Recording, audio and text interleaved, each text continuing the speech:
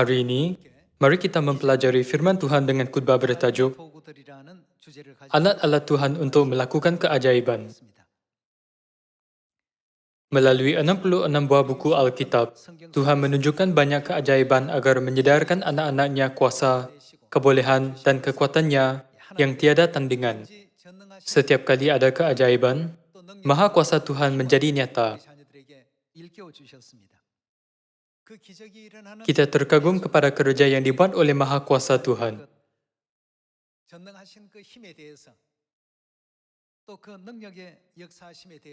Kita bersorak-sorai dan ada harapan bahawa jika kita percaya Tuhan, kita boleh mendapat masa depan dan hasil yang begitu baik.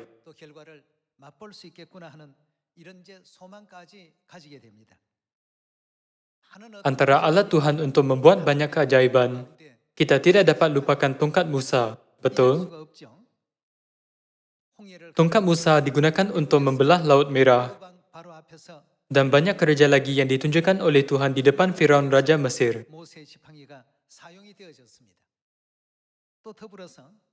Selain itu, tulang raha keldai yang diguna Simpson untuk mengalahkan 1000 Filistin juga boleh dianggap sebagai alat keajaiban Tuhan.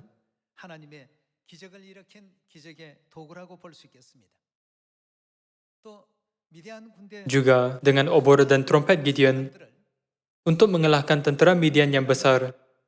Dengan hanya 300 orang tentera yang kecil ialah alat Tuhan untuk melakukan keajaiban yang menakjubkan.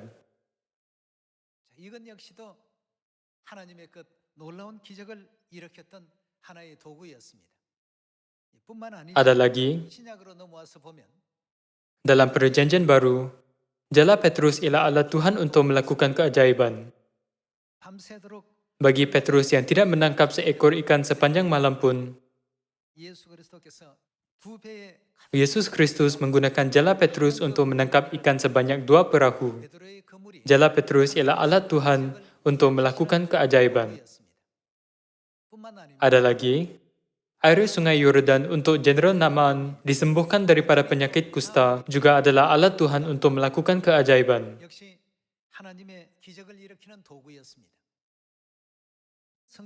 Secara ringkas, kita dapat lihat melalui Alkitab bagaimana Tuhan menggunakan alat-alat untuk membuat mukjizat. Selain itu, ada banyak rekod dan sejarah tentang ini dalam Alkitab. Alat-alat yang digunakan oleh Tuhan untuk membuat keajaiban ada satu persamaan. Hari ini, mari kita melihat dalam Alkitab dan memastikan bahawa kita juga boleh menjadi alat yang seperti itu untuk Tuhan melakukan keajaiban. Pertama sekali, mari kita buka buku Yesaya bab 41. Yesaya bab 41 ayat 10 tertulis, "Janganlah takut, sebab aku menyertai engkau. Janganlah bimbang, sebab aku ini Tuhanmu. Aku akan meneguhkan, bahkan akan menolong engkau. Aku akan memegang engkau dengan tangan kananku yang membawa kemenangan."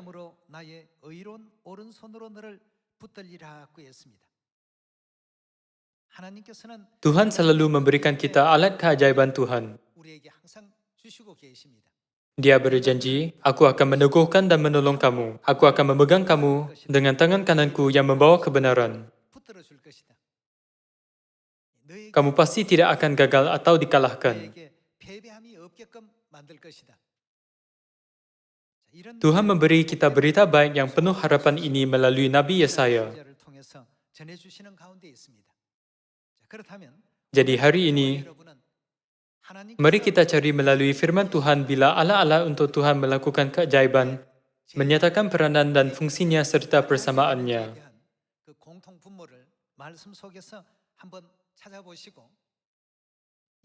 Tolong berfikir, apakah persamaan semua alat ini? Apakah asas untuk menjanakan kuasa misteri alat keajaiban Tuhan?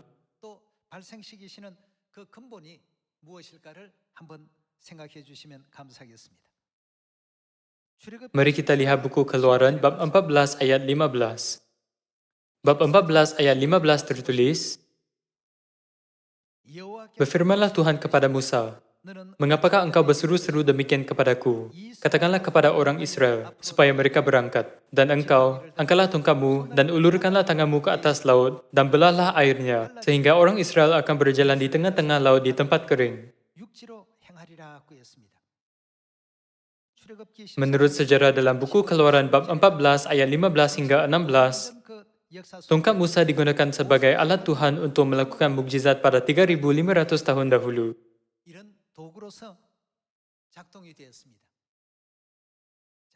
Apakah yang buat peristiwa itu berlaku? Mari kita fikirkan dengan teliti dan lihat buku Hakim-Hakim bab 7. Buku Hakim-Hakim bab 7. Kita lihat buku Hakim-Hakim bab 7 ayat 19. Lalu Gideon dan ke-100 orang yang bersama-sama dengan dia sampai ke ujung perkemahan itu pada waktu permulaan giliran jaga tengah malam ketika penjaga-penjaga baru saja ditempatkan. Lalu mereka meniup sangkakala sambil memecahkan buyung yang di tangan mereka. Demikianlah ketiga pasukan itu bersama-sama meniup sangkakala dan memecahkan buyung dengan memegang obor di tangan kirinya dan sangkakala di tangan kanannya untuk ditiup serta berseru, "Pedang demi Tuhan dan demi Gideon."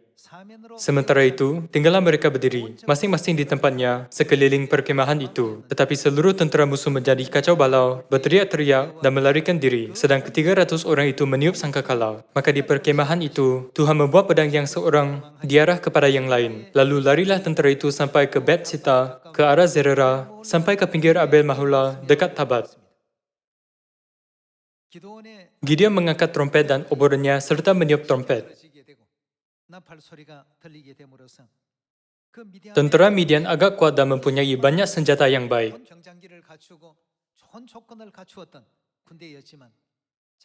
Namun, keajaiban hebat berlaku. Mereka menyerang satu sama lain dengan pedang dan banyak yang terbunuh. Apakah yang buat obor dan trompet Gideon melakukan keajaiban seperti ini? Seterusnya, mari kita lihat buku Lukas bab 5.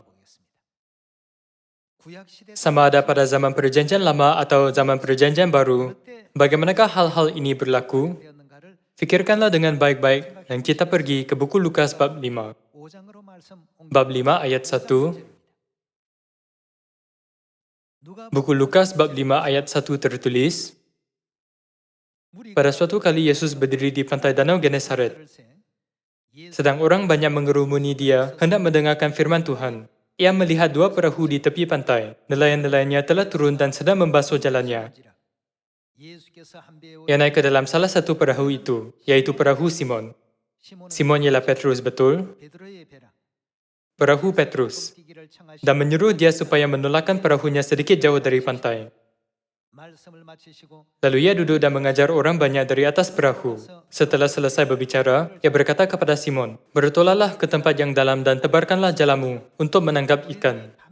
Simon menjawab, "Guru, telah sepanjang malam kami bekerja keras dan kami tidak menangkap apa-apa. Tetapi kerana engkau menyuruhnya, aku akan menebarkan jala juga." Dan setelah mereka melakukannya, mereka menangkap sejumlah besar ikan, sehingga jala mereka mulai koyak. Lalu mereka memberi isyarat kepada teman-temannya di perahu yang lain, supaya mereka datang membantunya. Dan mereka itu datang. Lalu mereka bersama-sama mengisi kedua perahu itu dengan ikan hingga hampir tenggelam. Ketika Simon Petrus melihat hal itu, ia pun tersungkur di depan Yesus dan berkata, "Tuhan, pergilah daripadaku, kerana aku ini seorang berdosa." Apakah kuasa yang menyebabkan sejarah ini juga? Mari kita pergi ke buku 2 Raja-Raja bab 5. Mari kita lihat buku 2 Raja-Raja bab 5 ayat 9. Bab 5 ayat 9 tertulis, kemudian datanglah Naaman dengan kudanya dan keretanya, lalu berhenti di depan pintu rumah Elisa. Elisa menyuruh orang suruhan kepadanya mengatakan, "Pergilah mandi 7 kali dalam sungai Yordan, maka tubuhmu akan pulih kembali, sehingga engkau menjadi tahir."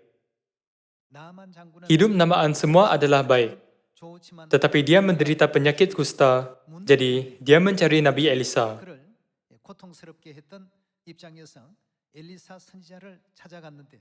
Elisa tidak keluar menjemput dia.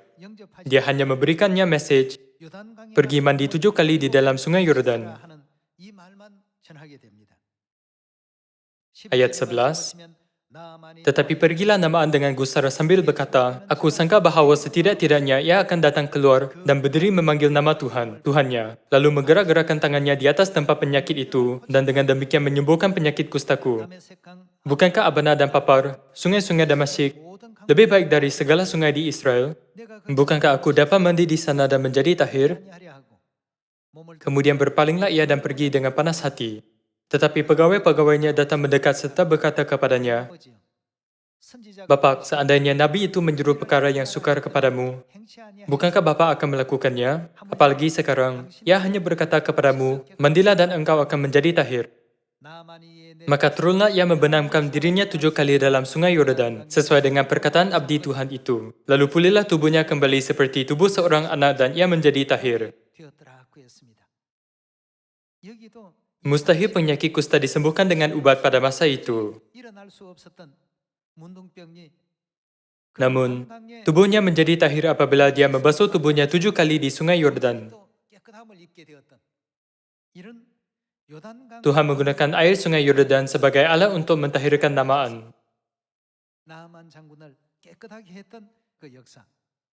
Melalui Alkitab, kita dapat melihat bagaimana alat-alat ini digunakan untuk melakukan keajaiban Tuhan pada semua zaman. Dengan membaca semua ayat ini, Anda akan menyadari bahawa semua alat ini ada satu persamaan. Mari kita lihat buku Hakim-Hakim bab 15. Bab 15 ayat 14.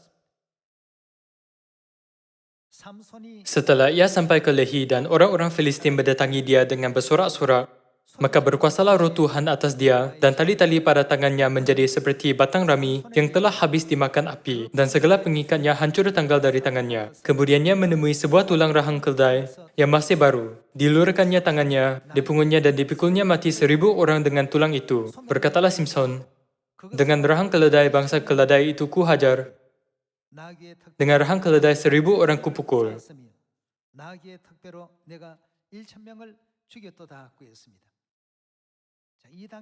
Pada masa itu, Simson yaitu hakim bangsa Ibrani yang ditindas oleh orang Filistin, mengalahkan 1,000 orang Filistin dengan seketul tulang rahang keledai. Ini ditulis dalam buku Hakim-Hakim bab 15.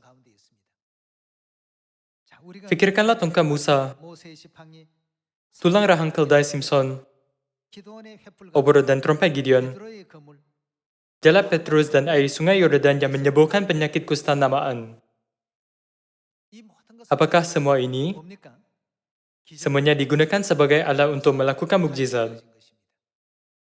Mari kita lihat buku Yohanes bab 2. Yohanes bab 2 ayat 7. Yesus berkata kepada pelayan-pelayan itu, isilah tempayan-tempayan itu penuh dengan air, dan mereka pun mengisinya sampai penuh. Lalu kata Yesus kepada mereka, sekarang cedoklah dan bawalah kepada pemimpin pesta. Lalu mereka pun membawanya. Setelah pemimpin pesta itu mengecap air yang telah menjadi anggur itu, dan ia tidak tahu dari mana datangnya. Tetapi pelayan-pelayan yang menceluk air itu mengetahuinya. Ia memanggil mempelai laki-laki dan berkata kepadanya, setiap orang menghidangkan anggur yang baik dahulu, dan sesudah orang puas minum, barulah yang kurang baik. Akan tetapi engkau menyimpan anggur yang baik sampai sekarang. Hal itu dibuat Yesus di Kana yang di Galilea, sebagai yang pertama dari tanda-tandanya, dan dengan itu ia telah menyatakan kemuliaannya, dan murid-muridnya percaya kepadanya. Keajaiban apabila air menjadi wine, dan keajaiban apabila 300 orang tentera Gideon mengalahkan 135,000 tentera Midian. Petrus tidak menangkap seekor ikan sepanjang malam. Yesus berkata, bertolaklah ke tempat yang dalam dan tebarkanlah jala. Petrus berbuat demikian dan menangkap banyak ikan. Air sungai Yordan yang menyembuh Naaman dan tongkat Musa yang membelah Laut Merah. Kita sudah melihat beberapa peristiwa kuasa Tuhan yang betul-betul menakjubkan mulai dari zaman Musa.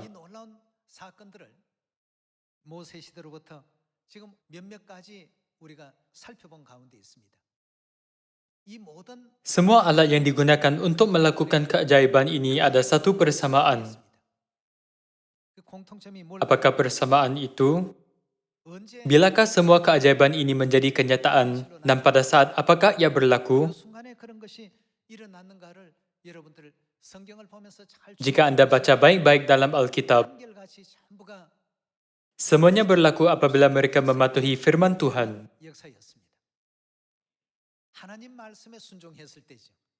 Apabila mereka mematuhi firman Tuhan, semuanya berlaku. Apabila mereka tidak mematuhi firman, keajaiban tidak berlaku.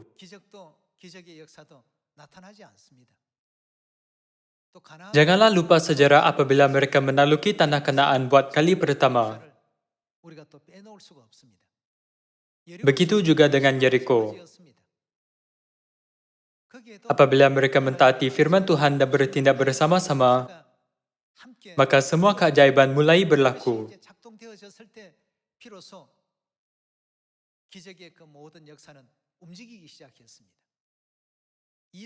Semuanya mulai menjadi satu sistem yang mendatangkan keajaiban kepada umat Israel. Sebelum saat butang ketatan itu ditekan, semua keadaan dan persekitaran tidak menguntungkan bagi umat Israel.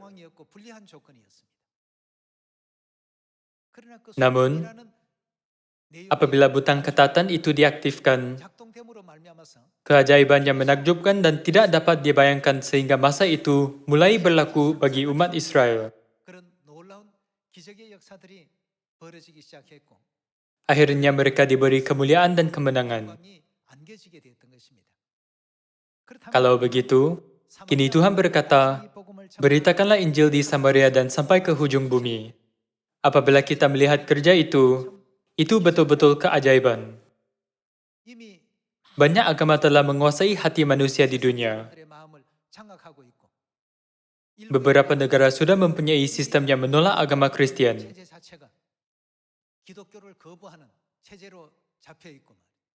Bagaimanakah Injil diberitakan ke Samaria sampai ke hujung bumi?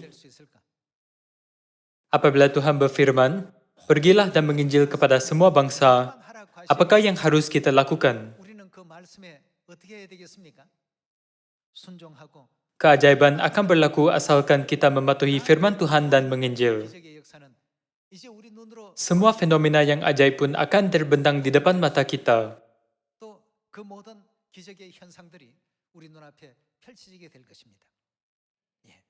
Apabila kita melihat sejarah Sungai Yordan yang menyebutkan namaan, sejarah Yosua yang memusnahkan Yeriko, dan sejarah Gideon yang mengalahkan 135.000 orang tentara Midian, Tuhan menggunakan alat untuk melakukan mukjizat apabila mereka mematuhi firman-Nya secara mutlak.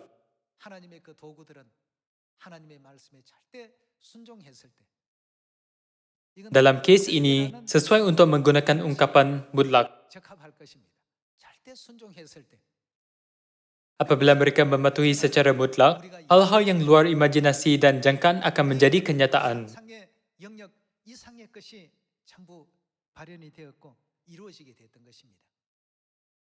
Sebab itulah dalam buku Wahyu bab 14, Tuhan mengatakan orang kudus terakhir yang akan diselamatkan di bumi ini, orang yang mengikuti anak domba itu kemana saja ia pergi. Mereka mengikuti anak domba itu kemana saja ia pergi. Maksudnya mereka berbuat apa? Mereka maju dengan iman yang setia secara mutlak, bukan? Jadi apakah hasil dalam peperangan rohani mereka? Hasil kemenangan demi kemenangan akan diberi kepada mereka. Mari kita lihat buku Wahyu bab 19.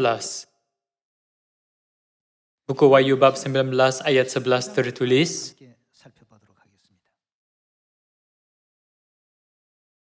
lalu aku melihat surga terbuka. Sesungguhnya, ada seekor kuda putih, dan ia yang menungganginya bernama yang setia dan yang benar.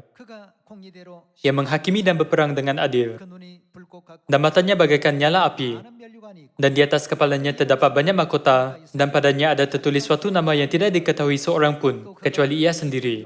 Dan ia memakai jubah yang telah dicelup dalam darah, dan namanya ialah Firman Tuhan.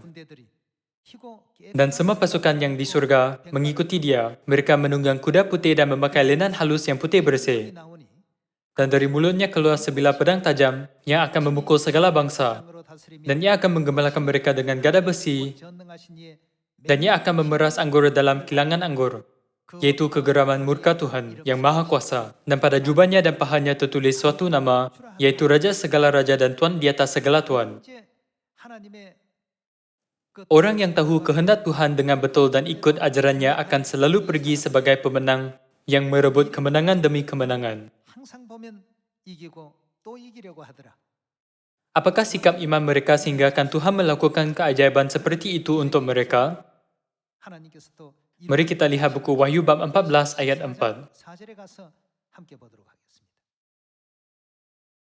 Buku Wahyu bab 14 ayat 4. Mereka adalah orang-orang yang tidak mencemarkan dirinya dengan perempuan-perempuan, kerana mereka murni sama seperti perawan. Mereka adalah orang-orang yang mengikuti anak domba itu kemana saja ia pergi. Sini, kemana saja tiada syarat.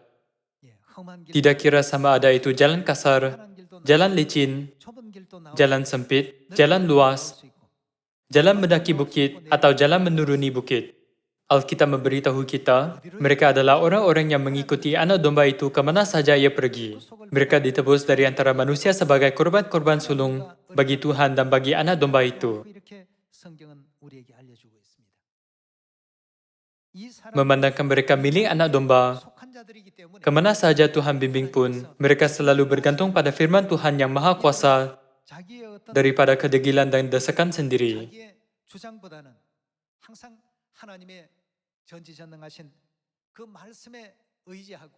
Mereka mematuhi firman Tuhan. Jadi, mereka dapat ikut dia kemana saja dia bimbing, bukan? Menurut Alkitab,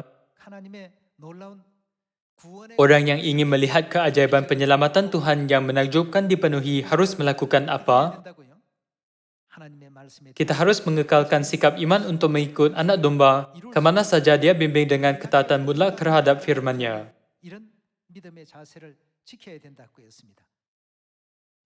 Mari kita lihat buku 1 Samuel bab 15. Buku 1 Samuel bab 15 ayat 22. Tetapi jawab Samuel, apakah Tuhan itu berkenan kepada korban bakaran dan korban sembelihan sama seperti mendengarkan suara Tuhan? Sesungguhnya, mendengarkan lebih baik daripada apa? Korban sembelihan. Memperhatikan lebih baik daripada lemak domba-domba jantan. Sebab penduharkaan, maksudnya ketidaktaatan, adalah sama seperti dosa bertenung dan kedegilan adalah sama seperti menyembah berhala dan terafim. Kerana engkau telah menolak firman Tuhan. Menolak firman Tuhan bermaksud memungkari firman Tuhan, bukan? Kerana engkau telah menolak firman Tuhan, maka ia telah menolak engkau sebagai raja.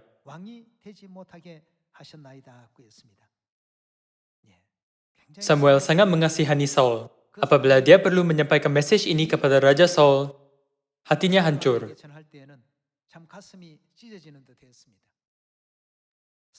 Bukankah Nabi Samuel yang mengurapi Raja Saul menurut kehendak Tuhan? Samuel berkata kepada Saul ketika dia datang menyampaikan kehendak Tuhan, mendengarkan lebih baik daripada korban sembelihan, memperhatikan lebih baik daripada lemak domba jantan. Kenapa pilih jalan yang tidak taat? Saya sangat kecewa.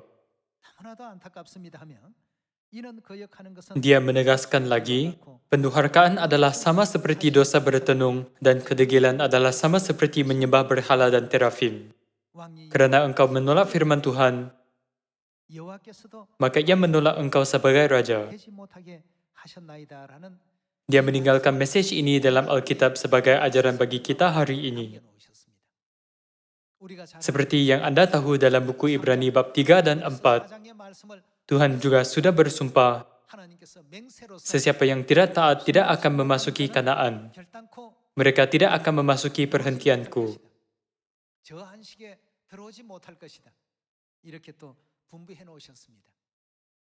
Adakah kalian ingin melihat keajaiban Tuhan? Jika Anda ingin melihat keajaiban, Anda harus sentiasa ada 100% ketaatan dan iman dalam firman Tuhan. Kemana saja Tuhan Bapa dan Tuhan Ibu, yaitu Roh Kudus dan pengantin perempuan bimbing, patuhilah ajaran mereka. Janganlah seorang pun tidak taat seperti Saul. Harap kalian mematuhi firman Tuhan agar kita dapat menamatkan penginjilan dan menerima sambutan hangat di kerajaan surga yang abadi. Dengan ini, saya tamatkan khutbah hari ini. Sekian, terima kasih.